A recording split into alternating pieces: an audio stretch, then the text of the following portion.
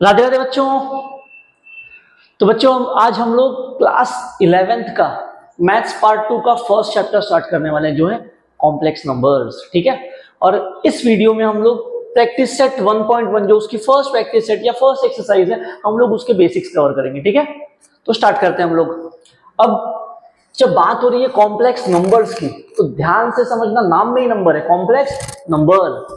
तो अब ये 11th स्टैंडर्ड में जब हम लोग आते हैं तो ये हमको फर्स्ट चैप्टर मिलता है कॉम्प्लेक्स नंबर्स। तो अब ये नंबर समझने के पहले हमको ये जानना पड़ेगा, जो क्लास 10 तक हमको कितने नंबर पता थे, कौन कौन से नंबर्स पता थे। तो सबसे पहले हम लोग अगर नंबर्स के बारे में जानना ट्राई करें या जानने की कोशिश करेंगे, तो पहला नंबर हमको क्या मिलता है, हमको मिलता है नेचुरल नंबर। क्या मिलता है?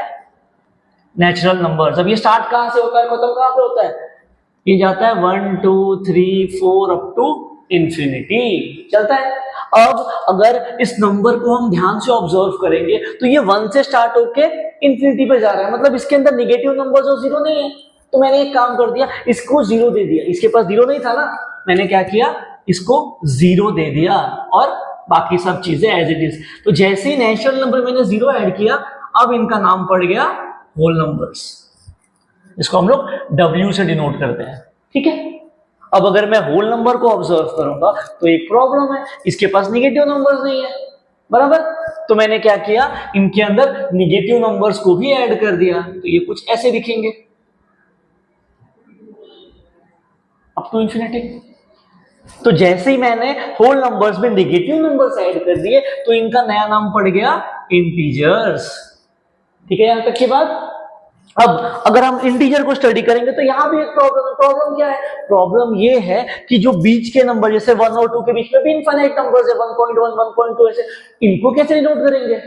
तो इस क्वेश्चन के आंसर में हमने क्या किया, इस क्वेश्चन के आंसर से हमको एक नया नंबर मिला जिसको हम लोग बोलते हैं रैशनल नंबर्स। अब ये रैशनल नंबर कैसा होता है? Rational number P upon Q form का होता है, जिसके अंदर ये P और Q जो है इंटीजर में बिलोंग करते हैं, और जो नीचे वाला है Q वो नॉट इक्वल टू जीरो होता है। अब अगर इसका एग्जांपल लिया तो क्या हो जाएगा, 1/2, 1/3 या 7/4, ऐसे नंबर्स, जो नंबर्स ऐसे दिखते हैं हम लोग उनको रैशनल नंबर्स बोलते हैं। ठीक है, तो ये हमको मिल गए रैशनल नंबर्स। अब जब हम लोग रैशनल नंबर को स्टडी कर रहे थे तो फिर एक और सवाल सामने पैदा हुआ कि आपने पॉइंट वाले नंबर तो ले लिया, बट ऐसे नंबर्स का क्या जिसको जब हम लोग डिवाइड करेंगे तो जो आंसर आएगा वो non repeating, non terminating type का हो, या फिर ऐसे नंबर्स जिनको हम रूट में लिख रहे हैं वो नंबर्स कहां जाएंगे? तो इन नंबर्स को डिनोट करने के लिए एक नया नंबर बनाया गया जिसको कहा गया इररेशनल नंबर्स। अब ये इररेशनल नंबर में दो चीज है। कैसे नंबर्स होंगे? याद क्या रखना, ऐसे नंबर्स जो non repeating, non terminating type के हो, NRNT। या सेकेंड थिंग, ये अपने अंदर की बात है। ठीक है, हम लोग इसको बोलेंगे रूट वाले नंबर। क्लियर है ये चीज? ये अपने अंदर की बात है, इसको हम लोग बोल देंगे इररेशनल नंबर। ठीक है, तो ये सारे नंबर्स हमने स्टडी किए। अब क्या हुआ, अब क्या किया पता है, ये सारे नंबर्स उठाए, सपोज ये मैथ्स की कटोरी है, बराबर, इन सारे नंबर्स को उठाया और इस मैथ्स की कटोरी में रख दिया। ठीक है, क्या किया, इन सब नंबर्स को उठाया और इस मैथ्स की कटोरी में रखा, तो वो जो कटोरी थी उसका नाम पड़ गया रियल नंबर्स। एक और नया नंबर है, क्या है वो? Real number. अब रियल नंबर्स क्या है? रियल नंबर्स, इन सारे नंबर को अगर खड़े करके साथ में रख दूं ना मैं, तो जो नंबर्स बनेंगे हम उनको बोलेंगे रियल नंबर्स। बेसिकली ये सारे के सारे नंबर्स को हम कलेक्टिवली रियल नंबर्स बोलते हैं। और क्लास 10 तक हमको बस इतना ही पता है कि रियल नंबर्स ही होते हैं, उसके अलावा क्लास 10 तक हमें कुछ पता नहीं नंबर क्या होता है क्या नहीं होता है। ठीक है, ये सारी चीजें हमको 10 तक पता थी। अब जब हम लोग 11th में आए तो हमको कुछ चीजें समझ में आई, कुछ बातें और पता चली। वो बातें क्या थी? उस जैसे कि अगर मैं क्लास 8 9 या 10 के बच्चों को ये इक्वेशन दे दूं, कौन सी इक्वेशन? मैंने बोला भाई साहब आप एक काम करिए, इस इक्वेशन को लीजिए, सॉल्व करके एक्स का वैल्यू दिखाइए हमको, या फिर इस इक्वेशन को उठाइए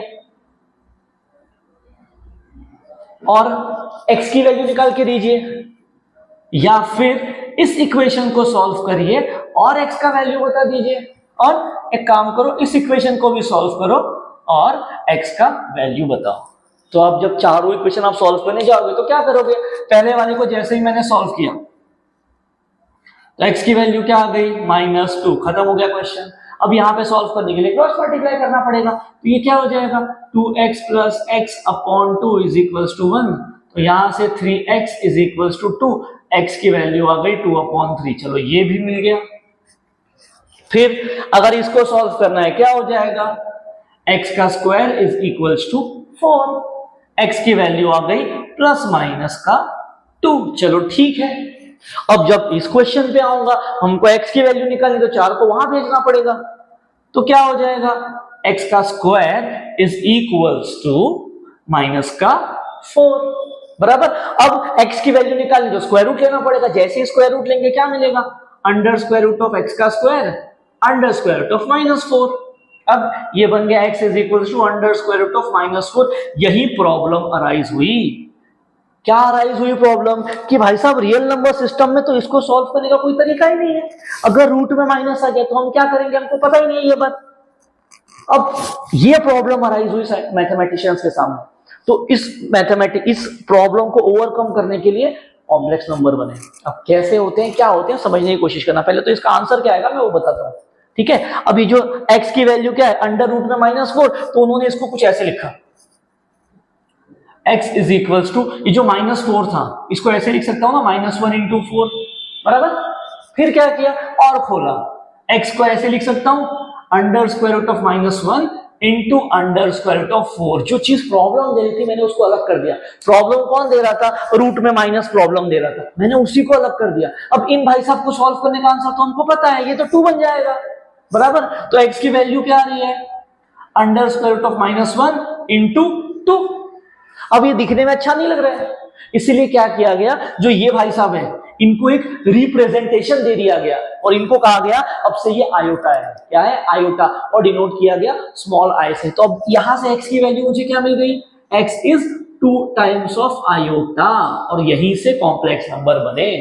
अब कॉम्प्लेक्स नंबर क्या होता है, वो दिखता कैसा है, उस पर बात करते हैं। बेसिकली कॉम्प्लेक्स नंबर वो नंबर होता है जिसके साथ ऐसे आयोटा लग जाए, बस सिंपल टर्म में याद रखना। ऐसे कॉम्प्लेक्स नंबर क्या होगा, वो नंबर होगा जिसके पास ये ऐसे कुछ टर्म्स होगी आयोटा टाइप की, जैसे कि क्या हो जाएगा, मैंने बोल दिया एक नंबर ऐसे रिप्रेजेंट, जनरल रिप्रेजेंटेशन लिख रहा हूं कॉम्प्लेक्स नंबर का, complex numbers are represented by, कैसे रिप्रेजेंट करते हैं हम लोग उसको, a plus iota times of b। मैंने क्या बोला था, जिस नंबर के पास आयोटा लगा हुआ वो कॉम्प्लेक्स नंबर है, तो ये रहा कॉम्प्लेक्स नंबर, ठीक है। अब यहाँ पे आपको सवाल पड़ रहा होगा सर ये a भी क्या है, कुछ नहीं, a भी रैंडम नंबर्स है, a कॉमा b कुछ कोई भी रैंडम नंबर है जो रियल नंबर से बिलोंग करते हैं। ये जो हमारे नंबर है ना इसमें से कुछ भी होगा ये, ठीक है ये चीज। तो ये हमारे पास है कॉम्प्लेक्स नंबर्स के बारे में चीज है, ठीक है यहां तक।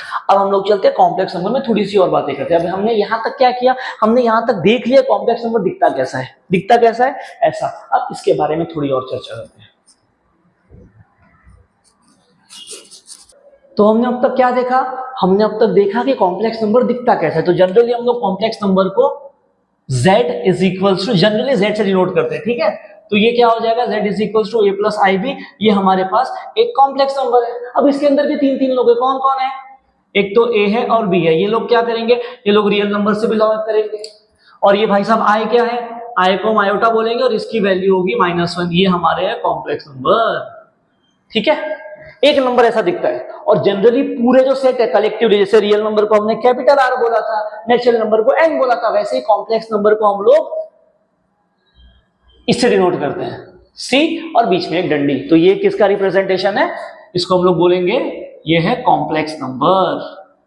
कॉम्प्लेक्स नंबर का जो पूरा सेट होगा हम लोग उसको इससे रिप्रेजेंट करेंगे, ठीक है। तो हमने देख लिया अब तक कॉम्प्लेक्स नंबर क्या है और दिखता कैसे है, ठीक है। अब चलते हैं कॉम्प्लेक्स नंबर के बारे में कुछ बातें करते हैं। बातें करने के लिए पहले इस आयोटा के बारे में बात करना पड़ेगा, ठीक है। आयोटा के बारे में थोड़ी चर्चा करते हैं।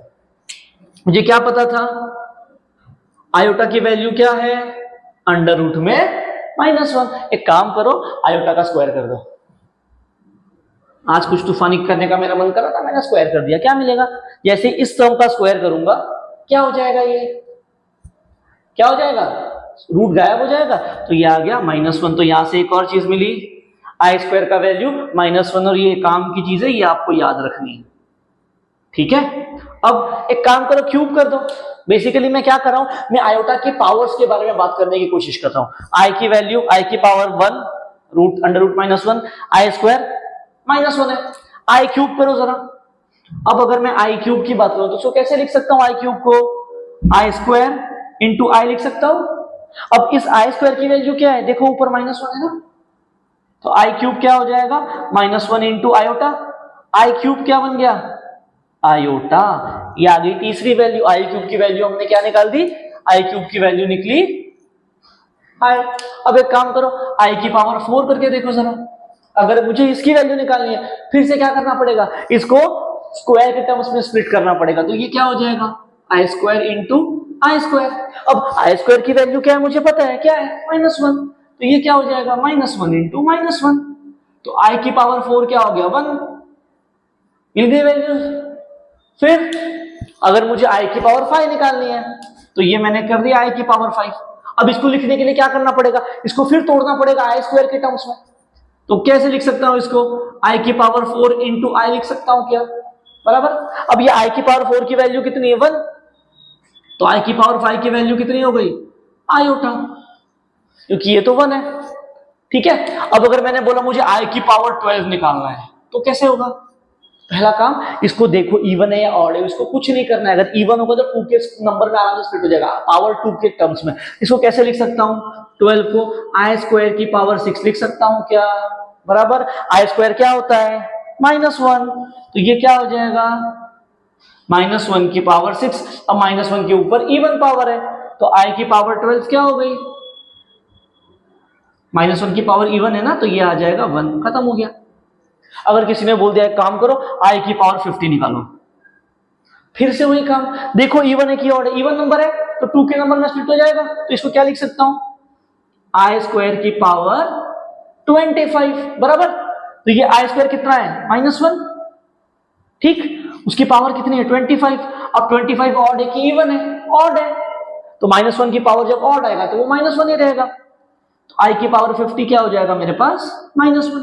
तो इस तरीके से चाहे कि आई की पावर कितनी भी आ जाए, 1000, 2000, 10,000, 5000, कुछ भी आ जाए, पहले देखो ऑड है कि इवन है, ठीक है। उसके बाद उसको 2 की पावर में, आई स्क्वायर की पावर में स्प्लिट करने की कोशिश करो और वो अपने को आंसर दे देगा। फॉर एग्जांपल अगर मेरे पास ये आ गया आई की पावर 13, सर अभी तो आप यहाँ पे आई की पावर 12, आई की पावर 50 इवन नंबर निकाले थे, तो पहले ही ऑड दे दिया, अब क्या होगा। तो अगर ऐसा हुआ तो पहले उसको इवन बनाओ, 12 है ना, सॉरी 13 है ना, ये 13 को कैसे लिख सकता हूं मैं, ऐसे लिख दूं क्या, आई की पावर 12 इंटू आई। देखो ये भाई साहब को छोड़ दो, ये तो आ गया ना इवन, बराबर। तो ये क्या हो जाएगा, आई की पावर 13 को लिख सकता हूं आई की पावर 12, इसकी वैल्यू निकाल रखी है ना ऐसे, देखो 1, तो 1 इंटू आयोटा। तो आई की पावर 13 क्या हो गया, सिर्फ और सिर्फ आयोटा बचा, खत्म हो गया क्वेश्चन। एक आखिरी और लेता हूं, मैंने बोला आई की पावर 49 निकाल दो।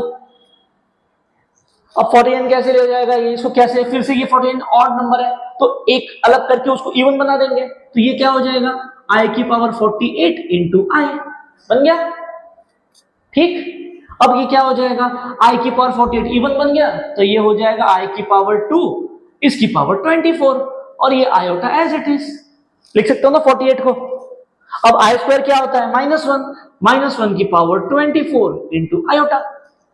अब -1 की पावर इवन नंबर है तो वो 1 बन जाएगा, 1 इंटू आयोटा। तो यहां से आई की पावर 49 क्या मिला मुझे, सिर्फ और सिर्फ आयोटा। तो अगर आयोटा की पावर पे कोई क्वेश्चन आया तो कैसे सॉल्व करना है समझ में आ गया होगा आई थिंक सो, ठीक है ये चीज। तो ये हम लोगों ने कॉन्सेप्ट क्या देखा, ये कॉन्सेप्ट देखा पावर्स ऑफ आयोटा के बारे में, समझ में आ गई ये सारी चीजें, ठीक है। अब हम चलते हैं फिर से कॉम्प्लेक्स नंबर्स के ऊपर। कॉम्प्लेक्स नंबर दिखता कैसा है, z is a plus IB के फॉर्म में दिखता है। अब इसको उठाना है और हमको देखना है कॉम्प्लेक्स नंबर ऐड सब्सट्रैक्ट किस तरीके से होता है, ठीक है। चलते हैं हम लोग उस पर। अब अगर मेरे पास फर्स्ट कंसेप्ट इसमें उठा रहा हूं, addition of complex numbers, addition of CN लिख रहा हूं, ठीक है। इस CN को कार्टून नेटवर्क नहीं समझना, ठीक है, वो है कॉम्प्लेक्स नंबर्स। अब मैंने बोल दिया मेरे पास दो कॉम्प्लेक्स नंबर है, एक है Z1 is equals to A1 plus I B1, एक है Z2 A2 प्लस IB2, ये दे रखा है दो कॉम्प्लेक्स नंबर। अब मुझे क्या करना है, दोनों को ऐड करना है, बराबर। अच्छा, ऐड करने के पहले एक और चीज देखते हैं यहीं पे। यहां जो कॉम्प्लेक्स नंबर लिखे ना z is equal to a plus IB, इसके अंदर दो टर्म्स है, दिख रही है क्या, a और b। अब इन a और b में भी एक खास बात है। खास बात क्या है, a के पास आयोटा नहीं लगा है, b के पास आयोटा लगा है, ठीक है। तो ऐसी टर्म्स जिसके पास आयोटा नहीं लगा है, हम लोग उसको बोलेंगे real part of complex number. क्या बोलेंगे, real part of complex numbers, real part. अब b को ध्यान से ऑब्जर्व करो, b के पास तो आयोटा है ना, तो इसको बोलेंगे इमेजिनरी पार्ट। क्या बोलेंगे, इमेजिनरी पार्ट। तो ये रियल पार्ट क्या है, a, इमेजिनरी पार्ट क्या है, b। तो ये छोटी सी बात रह गई थी, अब बता दें, ठीक है। तो जिस नंबर्स के पास i लगा है उसको बोलेंगे इमेजिनरी, जिसके पास i नहीं है उसको बोलेंगे रियल, ठीक है। तो अगर ये Z1 Z2 की बात करूं और मैं बोलूं Z1 का रियल पार्ट क्या है, तो आंसर क्या आएगा, B1 आएगा। क्या B1 आएगा, B1 नहीं A1 आएगा, ठीक है। तो जब मैं बोलूंगा Z1 का रियल पार्ट तो वो होगा A1, ठीक है। Z1 का इमेजिनरी पार्ट तो वो हो जाएगा B1, क्योंकि उसके पास आयोटा लगा है। Same goes for Z2। अब क्या करना है, इन दोनों को चलते ऐड करना है। क्या हो जाएगा ये, तो अगर मुझे मैंने बोला Z1 प्लस Z2 करना है, तो इसका क्या मतलब होगा, मुझे A1 plus iota B1 plus A2 plus iota B2 करना पड़ेगा। सही है क्या। तो अब अगर दो कॉम्प्लेक्स नंबर्स को ऐड करना है तो क्या करना पड़ेगा, कुछ नहीं करना है, रियल पार्ट को रियल पार्ट के साथ ऐड करो, इमेजिनरी वाले को इमेजिनरी वाले के पास। जो लाइक टर्म्स है साथ में लो, अनलाइक को साथ में रखो, ठीक है। तो ये लाइक टर्म्स थे, साथ में ले लो, तो क्या हो जाएगा, ये A1 प्लस A2 ये अलग हो गए, plus iota B1 plus iota B2 को हमने अलग कर दिया। तो ये क्या हो जाएगा, A1 प्लस A2 प्लस ये आयोटा साइड में आ गया, B1 प्लस B2 हो गया अलग, तो ये आ गया Z1 प्लस Z2। क्लियर है ये चीज, क्या किया। इसी का एक एग्जांपल उठाता हूं, थोड़ा और समझ में आ जाएगा। मैंने बोला एग्जांपल उठा लो इसका, मैंने बोल दिया let Z1 is equal to 2 plus 3 iota, और Z2 मैंने ले लिया 1 प्लस 4 आयोटा। अब मुझे क्या करना है, Z1 Z2 को ऐड करना है, करो ऐड। तो Z1 प्लस Z2 क्या हो जाएगा, 2 plus 3 iota plus 1 plus 4 iota. अब इधर क्या हो जाएगा, देखो क्या करेंगे हम लोग, जिसके पास i नहीं है उसको ऐड करो, जिसके पास i है उसको ऐड करो। तो ये क्या हो जाएगा, 2 प्लस 1 3, 3 प्लस 4 7, पीछे लग गया आयोटा। तो ये था एडिशन ऑफ कॉम्प्लेक्स नंबर्स, ठीक है। तो हम लोग आगे बढ़ते हैं, multiplication of complex number, subtraction और डिवीजन भी देखना है, ठीक है। तो वो करते हैं हम लोग।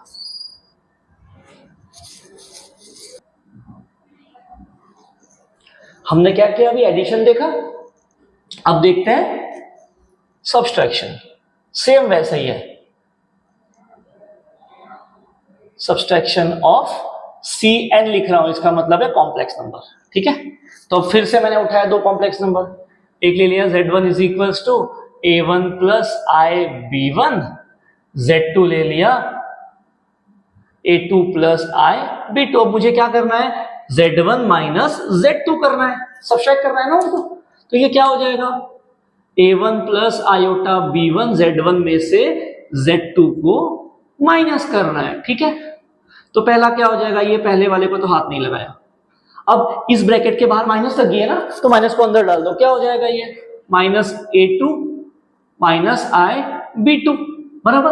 अब वही काम जो एडिशन में किया था, क्या किया था एडिशन में, जिसके पास आयोटा नहीं है उसको साथ में ले लो, जिसके पास है उसको साथ में ले लो। तो ये क्या हो जाएगा, A1 माइनस A2, यहां पे क्या हो जाएगा, plus iota B1 minus iota B2 बराबर।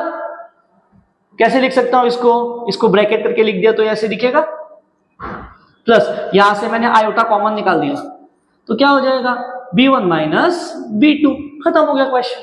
ले लो इसके लिए एग्जांपल, मैंने बोल दिया Z1 दे रखा है मेरे पास 2 plus 3 iota, Z2 1 plus 4 iota, same example उठाया।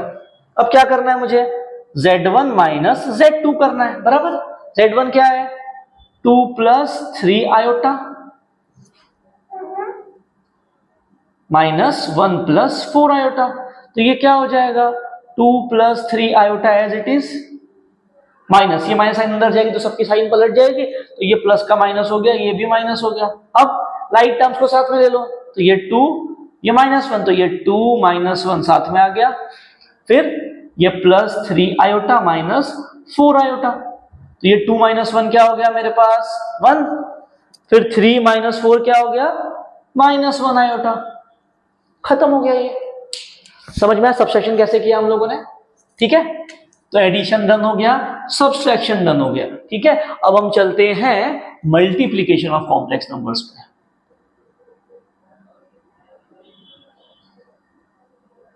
Multiplication of complex numbers. अब ये क्या है मल्टीप्लिकेशन, समझते हैं। इसमें भी सेम काम, दो ही एग्जाम्पल उठा रहा हूं, दोनों को मल्टीप्लाई करना है। क्या है मेरे पास Z1 दे रखा है A1 plus iota B1, Z2 दिया है A2 प्लस आयोटा B2। मुझे क्या करना है, इन दोनों को मल्टीप्लाई करना है, ठीक है। क्या हो जाएगा Z1 क्रॉस Z2 बराबर, तो ये हो जाएगा A1 प्लस आयोटा B1 को मल्टीप्लाई करो A2 प्लस आयोटा B2 से। अब ये कैसे होगा, 10th में हम लोगों ने देखा है कैसे ब्रैकेट ओपन होती है। ये पहले वाले को उठाओ सबसे मल्टीप्लाई करो, क्या हो जाएगा, ये A1 को उठाया सबसे मल्टीप्लाई कर दिया, फिर आयोटा टाइम्स ऑफ B1 को उठाया और बाजू वाले ब्रैकेट से मल्टीप्लाई कर दिया।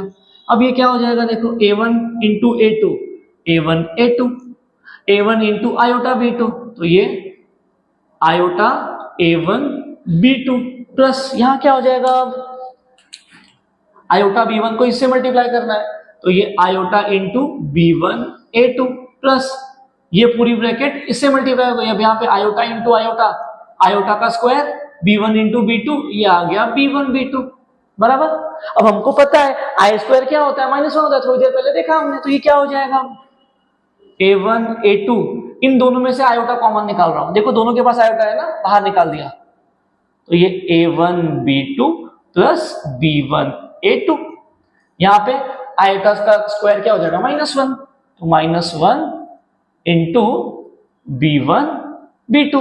अब इन दोनों के पास आयोटा नहीं है तो इनको साथ में लेना पड़ेगा, तो ये क्या हो जाएगा A1 A2 minus B1 B2, इनको साथ में लिया plus iota times of A1 B2 plus B1 A2, ये रहा दोनों का आंसर। अभी आंसर देख के बहुत कॉम्प्लेक्स लग रहा होगा, बट ऐसे नहीं होगा, एग्जांपल देखेंगे समझ में आ जाएगा। ये तो मैंने बस वर्किंग बताया कैसे होगा, ठीक है। अब एग्जांपल ये सेम सम्स उठा लो, सेम वही एग्जांपल जो पिछले में लिया, Z1 ले लिया 2 प्लस 3 आयोटा, Z2 को हमने मान लिया 1 प्लस 4 आयोटा, ठीक है। अब मुझे क्या करना है, Z1 इंटू Z2 करना है, तो ये क्या हो जाएगा 2 प्लस 3 आयोटा को हमको मल्टीप्लाई करना है 1 प्लस 4 आयोटा से। वही काम, पहले वाले को उठाओ पूरी ब्रैकेट, दूसरे वाले को उठाओ पूरी ब्रैकेट, क्या हो जाएगा ये 2 multiplied by 1 plus 4 iota plus 3 iota multiplied by 1 plus 4 iota, क्या हो जाएगा ये 2 इंटू 1 2, 2 इंटू 4 आयोटा कितना हो जाएगा 8 आयोटा, फिर 3 आयोटा इंटू 1 प्लस 3 आयोटा, फिर 3 आयोटा इंटू 4 आयोटा, क्या हो गया यहाँ पे आयोटा इंटू आयोटा, आयोटा का स्क्वायर 3 इंटू 4 हो गया 12। अब ये क्या हो जाएगा, देखो ये 2 एज इट इज, ये एडिशन हो गया कितना हो जाएगा 8 plus 3 will be what 11 iota, यहाँ पे आयोटा का स्क्वायर हो गया -1 इंटू 12, तो ये क्या हो जाएगा 2 माइनस 12 प्लस 11 आयोटा। अब 2 माइनस 12 कितना हो जाएगा -10, तो -10 प्लस 11 आयोटा, ये रहा आंसर। समझ में आ गया ये चीज।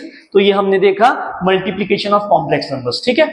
एडिशन देख लिया, सब्सट्रैक्शन देख लिया, मल्टीप्लिकेशन भी देख लिया, अब बचा डिवीजन। बट इन डिवीजन को पढ़ने के पहले दो कंसेप्ट और पढ़ना पड़ेगा, उसके बाद हम डिवीजन को समझ पाएंगे, ठीक है।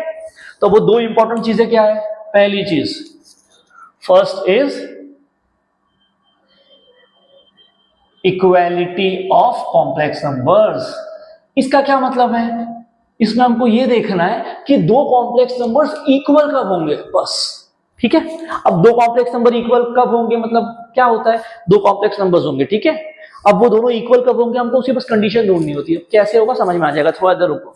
मैंने बोला मेरे पास एक कॉम्प्लेक्स नंबर है Z1, इसको मैंने बोल दिया a प्लस आयोटा b। फिर मैंने उठाया एक और कॉम्प्लेक्स नंबर जिसको मैंने कह दिया x प्लस आयोटा y। अब मुझे क्या करना है, अब मुझे वो कंडीशन चाहिए जहां पे Z1 और Z2 इक्वल हो जाए। मतलब मुझे क्या फाइंड करना है, we have to find the condition such that Z1 will be equal to Z2, that is Z1 बराबर Z2 की कंडीशन निकालनी है। अब इसके लिए क्या करना है, कुछ नहीं, Z1 की वैल्यू Z2 की वैल्यू इक्वेट कर दो, देखो क्या आंसर आ रहा है। अब यहां पे Z1 क्या है, a प्लस IB, Z2 क्या है, x प्लस IY, बस। अब अगर ऐसा आ जाए, दो कॉम्प्लेक्स नंबर सामने सामने आए और बीच में इक्वल हो जाए तो क्या होगा, कुछ नहीं होगा। यहां से कंडीशन क्या मिलेगी, रियल वाला पार्ट रियल वाले के पार्ट के साथ जाएगा, कॉम्प्लेक्स वाला पार्ट उसके साथ चला जाएगा, मतलब कॉम्प्लेक्स वाले पार्ट के साथ क्या हो जाएगा यहाँ पे, अब दोनों का, ये रियल पार्ट ये रियल पार्ट, ये कॉम्प्लेक्स पार्ट ये कॉम्प्लेक्स पार्ट, बना दो जोड़ी, क्या हो जाएगा, रियल पार्ट के साथ, ठीक। इमेजिनरी पार्ट क्या है, IB और IY, I से I कैंसिल हो जाएगा तो B is equal to Y मिल गया, सिंपल। क्लियर है ये चीज। तो यही कंडीशन है दो कॉम्प्लेक्स नंबर के इक्वल होने की। जब भी दो कॉम्प्लेक्स नंबर इक्वल होंगे क्या हो जाएगा, रियल पार्ट के साथ जाएगा, कॉम्प्लेक्स पार्ट के साथ जाएगा, बस खत्म हो गया ये चीज। ठीक है, इस पे क्वेश्चन भी आएगा आगे, हम लोग सॉल्व करेंगे तब देख लेंगे और अच्छे से इसको। ठीक है, अब एक और चीज which is conjugate of complex number. Conjugate of, अब ये सबसे सिंपल है, कॉन्जुगेट कुछ नहीं है, कॉन्जुगेट का बेसिकली मतलब है उल्टा कर देना। ठीक है, अब क्या है वो समझना। मैंने बोला मेरे पास एक कॉम्प्लेक्स नंबर है z is equals to a plus IB, ठीक है, और मुझे इस कॉम्प्लेक्स नंबर z का कॉन्जुगेट फाइंड करना है। ठीक है, तो उसका नोटेशन क्या है, मैंने बोला अगर मुझे इस z का कॉन्जुगेट निकालना है तो कैसा दिखेगा, वो बन जाएगा z के सर पे डंडी यानी z बार। इसको हम लोग बोलेंगे कॉन्जुगेट ऑफ z। क्या बोलेंगे, कॉन्जुगेट ऑफ z। तो ये क्या हो जाएगा, कुछ नहीं करना है, जहां पे आयोटा लगा हुआ है ना, आयोटा, उसके सामने माइनस लगा दो, क्या हो जाएगा ये, a as it is, iota कहां पे था, इधर है, बस। तो ये आ गया conjugate of complex number. Basically conjugate में करना क्या है, आयोटा को ढूंढो, जहां पे आयोटा है वहां माइनस लगा दो, बस। तो अगर मैंने बोला एग्जांपल कुछ ये, z is equals to 1 plus 2 times of iota, तो z बार क्या हो जाएगा, 1 माइनस 2 आयोटा। ठीक है, अब अगर मैंने बोल दिया मेरे पास z1 दे रखा है -1 प्लस 3 आयोटा, तो z बार क्या हो जाएगा, z1 बार मतलब -1 आयोटा यहां पे लगाया ना, देखो, तो ये -3 आयोटा हो गया, सिंपल। बस आयोटा को ढूंढो और उसके पास माइनस लगा दो। मान लो ऐसा दे रखा है मेरे पास, z2 दे रखा है 1। अब इसके अंदर ध्यान से देखो, आयोटा दिख रहा है क्या, है नहीं ना, देखो आयोटा दिखा। कॉन्जुगेट कब हम लोग करेंगे, कॉन्जुगेट करना मतलब क्या है, आयोटा क्या क्या माइनस लगाना, उसके पास आयोटा है क्या, नहीं है, तो छोड़ दो उसको वैसे ही। तो z2 क्या हो जाएगा, सीधा सीधा 1 आ गया z2 का कॉन्जुगेट। अब अगर ऐसे दे दिया तो z3 मैंने दे दिया -4 आयोटा, सॉरी क्या, z3 दे दिया -4 आयोटा। अब अगर मुझे z3 का कॉन्जुगेट लेना है, क्या करना पड़ेगा, आयोटा वाली टर्म को ढूंढो, उल्टा कर दो, माइनस का प्लस, प्लस का माइनस। यहाँ पे क्या है, आयोटा एक ही है ना, आयोटा वाला टर्म ही है, तो क्या हो जाएगा z3 बार, ये हो जाएगा +4 आयोटा, ये आ गया कॉन्जुगेट। तो ये हमने देख लिया कॉन्जुगेट ऑफ कॉम्प्लेक्स नंबर्स। ठीक है, अब देखते हैं आखिरी part, division of complex numbers. तो कॉम्प्लेक्स नंबर को किस तरीके से डिवाइड किया जाता है, ठीक है, चलते हैं उस पर।